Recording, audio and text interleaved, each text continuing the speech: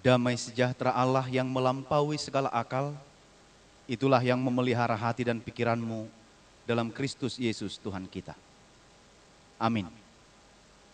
Bapak, Ibu, dan Saudara yang dikasihi Tuhan Yesus Kristus, firman Tuhan bagi kita pada minggu hari ini, Minggu Eksaudi, tertulis dalam kitab Mazmur pasal 1 ayat 1 sampai ayat 6, demikian. Berbahagialah orang yang tidak berjalan menurut nasihat orang fasik, yang tidak berdiri di jalan orang yang berdosa, dan yang tidak duduk dalam kumpulan pencemooh. Tetapi yang kesukaannya ialah Taurat Tuhan, dan yang merenungkan Taurat itu siang dan malam. Ia seperti pohon yang ditanam di tepi aliran air, yang menghasilkan buahnya pada musimnya, dan yang tidak layu daunnya, apa saja yang diperbuatnya berhasil. Bukan demikian orang fasik, mereka seperti sekam yang ditiupkan angin. Sebab itu orang fasik tidak akan tahan dalam penghakiman. Begitu pula orang berdosa dalam perkumpulan orang benar. Sebab Tuhan mengenal jalan orang benar, tetapi jalan orang fasik menuju kebinasaan. Demikian firman Tuhan.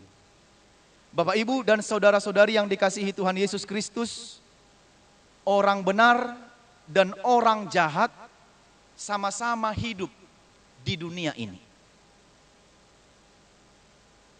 Bahkan yang membuat hati kita terkadang berontak untuk tetap hidup benar, ketika kita melihat kehidupan orang-orang jahat itu jauh lebih baik dari kehidupan kita. Ketika kita melihat kehidupan orang-orang jahat itu sepertinya lebih sejahtera dari kehidupan kita. Dan kita, baik orang benar ataupun orang jahat, sama-sama menerima hujan, matahari, menerima siang dan malam, dan menerima segala apa yang diberikan Tuhan dalam kehidupan kita.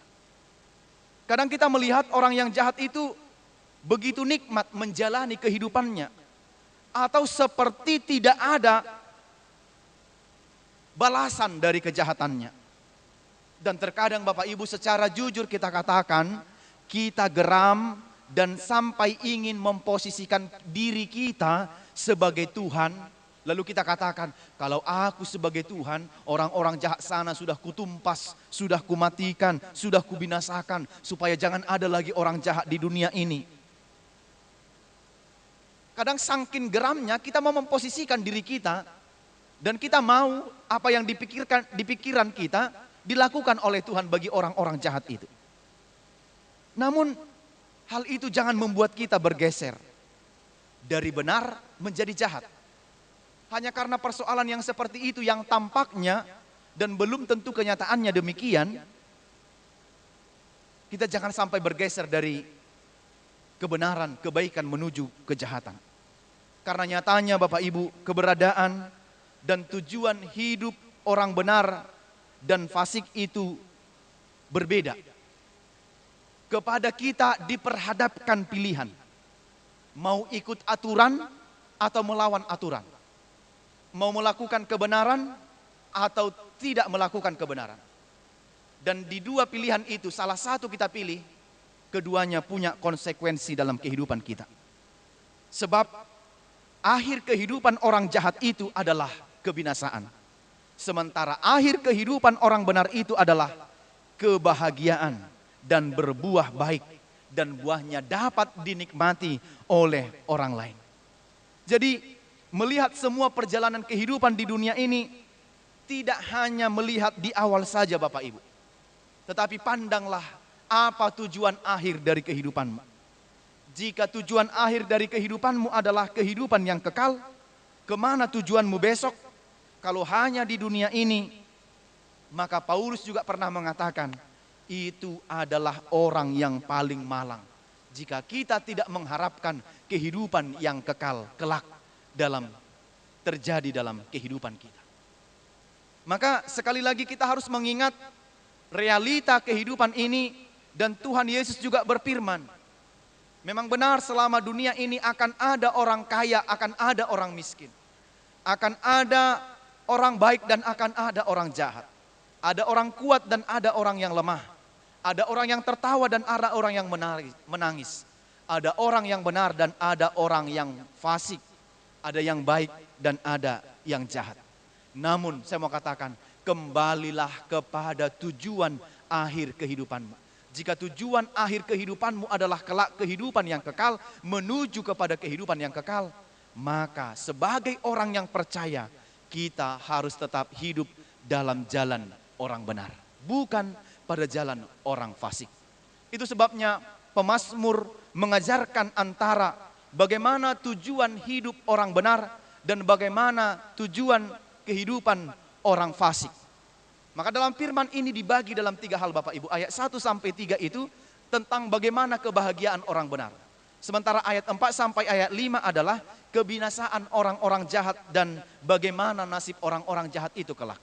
Dan yang ketiga ayat 6, bagian dari kesimpulan keduanya, keberadaan orang benar dan bagaimana perbedaan antara orang benar dan orang jahat itu nanti di tujuan akhir kehidupan. Jadi jangan hanya melihat di awal, tampaknya sehat, tampaknya kuat, tampaknya lebih sejahtera, tampaknya lebih berbahagia orang fasik itu. Tetapi jangan hanya melihat di awal, lihatlah juga sampai ke tujuan akhir kehidupan. Di finish kehidupannya nanti kelak mau kemana. Karena itu bagaimanakah kehidupan orang benar itu dan bagaimanakah kehidupan orang fasik. Yang pertama Bapak Ibu, kita akan bahas tentang kehidupan orang benar. Dinyatakan kehidupan yang berbahagia dari ayat 1 sampai ayat 3 dikatakan, berbahagialah orang yang tidak berjalan menurut nasihat orang fasik. Yang tidak kompromi dengan kejahatan, yang tidak berjalan dengan kefasikan dan kemauan-kemauan dunia ini. Itu adalah orang yang berbahagia. Yang kedua, yang tidak berdiri di jalan orang berdosa.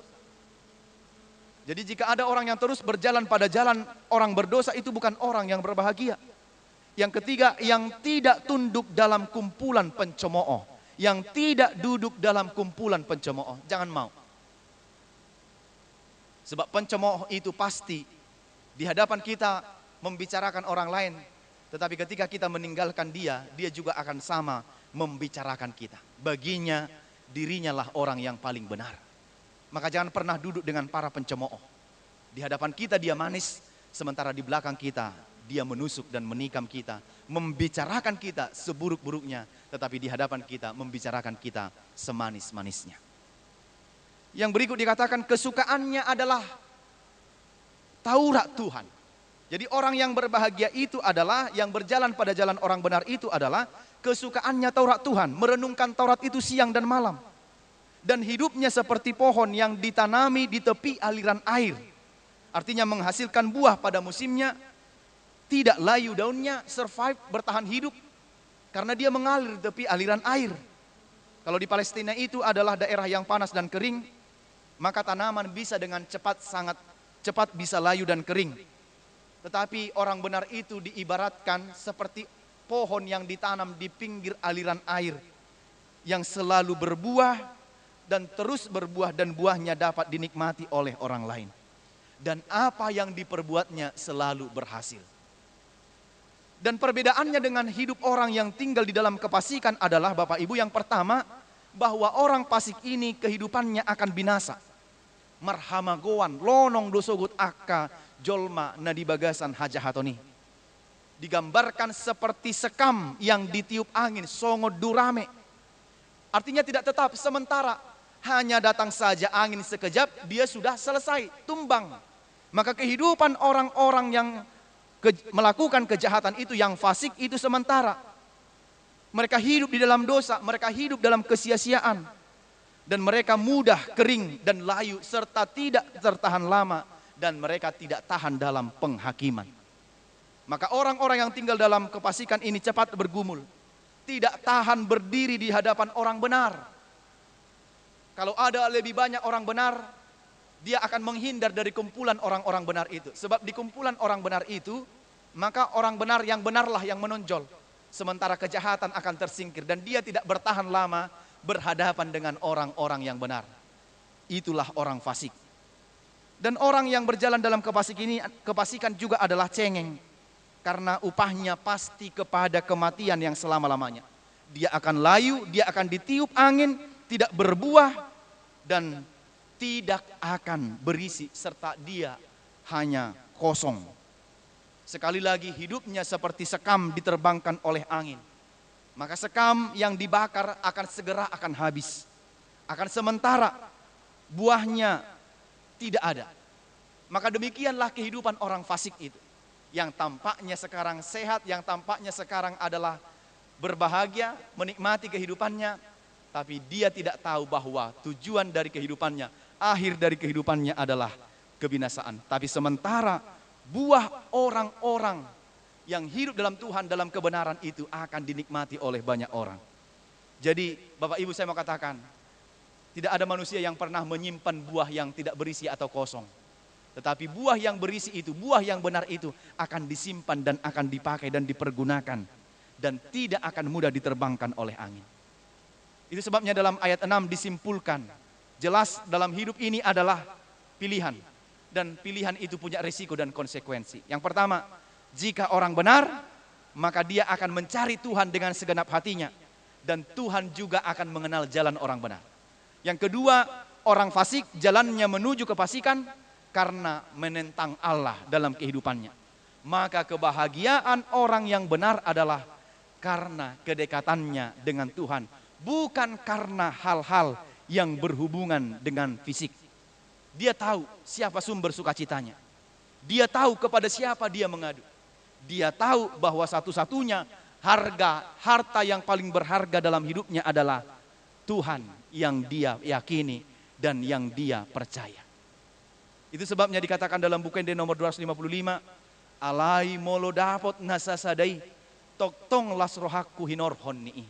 Maka harta yang paling berharga baginya adalah Allah.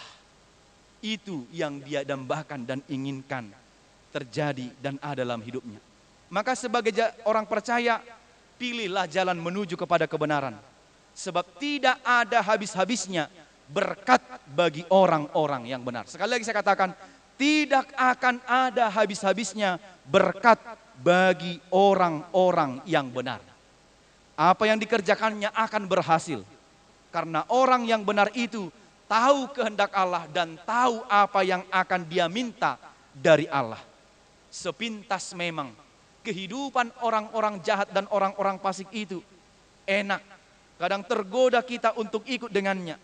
Hidupnya seperti sukses, seperti berhasil, tidak ada kurang apa-apa. Padahal sebenarnya dia hanya menunggu waktunya saja akan lenyap. Sebenarnya ketika orang-orang fasik itu tertawa melihat kehidupan orang-orang benar, mengalami kondisi sulit, mengalami pergumulan berat, mengalami penderitaan, seolah-olah orang-orang fasik itu merdeka. Saya mau katakan, sebenarnya orang fasik itu sedang menertawakan dirinya sendiri. Sebab sebentar lagi dia akan menerima seturut dengan perbuatannya. Maka jalan Allah, kebenaran Allah mendatangkan kekuatan dan sukacita. Walaupun jalan Allah itu panjang, walaupun jalannya itu penuh lika-liku, walaupun jalan kebenaran itu kadang membuat kita harus jatuh bangun dalam iman, dalam kepercayaan kita, dalam kehidupan kita sehari-hari. Kadang harus mendaki dan menurun, kadang harus melewati jalan dan terjal dan jalan yang berbatu serta lembah. Jika kita tetap bertahan, maka kita akan memperoleh sukacita. Maka jangan pernah tergoda dengan kehidupan orang fasik. Jangan pernah tergoda dan menginginkan cemburu, iri dengan kehidupan orang-orang yang fasik, yang korup, yang melakukan tindak kejahatan hanya untuk memperkaya dirinya sendiri. Pada waktunya maka Tuhan akan bertindak dan mereka akan dilenyapkan. Jangan pernah cemburu melihat kehidupan para pembohong. Jangan pernah cemburu melihat kehidupan orang yang tampaknya sejahtera, yang tampaknya luar biasa, tidak kekurangan apa-apa. Ingat, itu hanya sementara. Itu hanya diibaratkan seperti sekam yang akan diterbangkan oleh angin. Maka tidak ada alasan untuk cemburu kepada kehidupan orang jahat. Bagi orang yang percaya, dia akan tetap berjalan pada jalan yang benar. Apa yang akan kita lakukan lewat firman ini? Apa yang menjadi kebahagiaan orang benar menurut firman ini? Paling tidak ada 3 hal. Yang pertama, jika ingin bahagia, jangan kompromi atau jangan serupa dengan orang fasik. Jika ingin bahagia, carilah jalan kebahagiaan yang benar. Jauhkan jalan yang tidak sesuai dengan Tuhan. Pikirkan jalan yang selalu tetap pada jalan Tuhan. Dekat pada Tuhan. Bukti kasih kita kepada Tuhan adalah lakukan kehendaknya dan lakukan juga kepada sesama manusia. Ingat, kebahagiaan orang fasik sementara. Sebenarnya dia hanya menantikan waktunya saja, menertawakan dirinya sendiri. Kebahagiaannya hanya menanti waktu saja. Karena itu berbahagialah jika engkau dapat memutus rantai kejahatan dari dalam dirimu. Itu kebahagiaan sejatimu. Itu kebahagiaan orang benar. Jika aku bisa memutus rantai kejahatan dari diriku sendiri, maka gosipku stop di diriku. Maka kejahatan tidak mau aku berikan kepada orang lain. Jika ada orang lain yang membicarakan gosip untuk dibicarakan kepada orang lain, aku stop pada diriku supaya dunia ini tidak semakin jahat. Itu caranya Bapak Ibu. Maka orang benar itu akhirnya hidup dan berbahagia, mesti banyak menghina, mesti banyak mengejek, mesti banyak menertawakan. Tapi ingat, pada akhir kehidupan orang-orang percaya itu, orang-orang benar itu, dia akan mengalami sukacita yang kekal di sorga yang disediakan oleh Allah baginya. Yang kedua adalah kebahagiaan orang benar jika selalu merindukan firman Tuhan. Orang benar haruslah selalu rindu akan firman Tuhan. Dia selalu renungkan siang dan malam. Jangan pernah berhenti mendengarkan firman Tuhan. Jika saudara makan 3 kali sehari, pastikan rohani saudara dan saudari Bapak Ibu juga harus diisi dengan firman Tuhan. Hiduplah seimbang antara jasmani dan rohani. Jangan tubuh kita isi dengan makanan setiap hari, sementara rohani kita tidak kita isi dengan firman Tuhan. Kebahagiaan kita adalah jika kita selalu rindu dan haus akan firman Tuhan. Setiap hari semakin kita bicarakan, semakin manis dan semakin luar biasa untuk kita lakukan dalam kehidupan kita. Dengan demikian kita merindukan kehidupan yang kekal. Yang ketiga dan yang terakhir adalah kebahagiaan orang benar akan selalu merindukan kehidupan yang selalu berbuah. Teladan hidup orang benar terus berbuah dan tidak berhenti. Kita berguna bagi orang lain Bapak Ibu, berbuah selalu. Buah kita dinikmati orang lain. Banyak orang yang akan menikmati buah-buah kebaikan kita. Maka hidup orang percaya itu berguna, bermanfaat bagi orang lain. Tidak seperti orang-orang fasik tadi.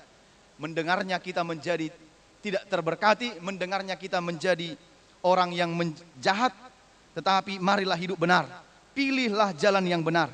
Di tengah-tengah pandemi ini juga, kiranya bagi kita jerak untuk melakukan kejahatan. Padahal kita kira pandemi ini akan membuat orang untuk tidak melakukan kejahatan. Realita yang sedang kita hadapi Bapak Ibu, ternyata dari informasi yang kita dengar di media sosial dan media yang lain juga, di tengah pandemi ini ada orang yang berani untuk melakukan barang bekas, untuk swab, begitu kan, yang demi keuntungan pribadinya, dia mau mengorbankan nyawa orang lain hanya untuk dirinya sendiri. Bayangkan, kita pikir pandemi ini akan membuat orang semakin bertobat dan dekat kepada Tuhan, tetapi justru kesempatan ini bukan dipakai orang untuk hal yang baik, tapi berjalan pada jalan orang fasik. Bukan berjalan pada jalan orang benar. Ingat, orang benar akan selamat, tetapi orang jahat, orang fasik akan menuju kepada kematian.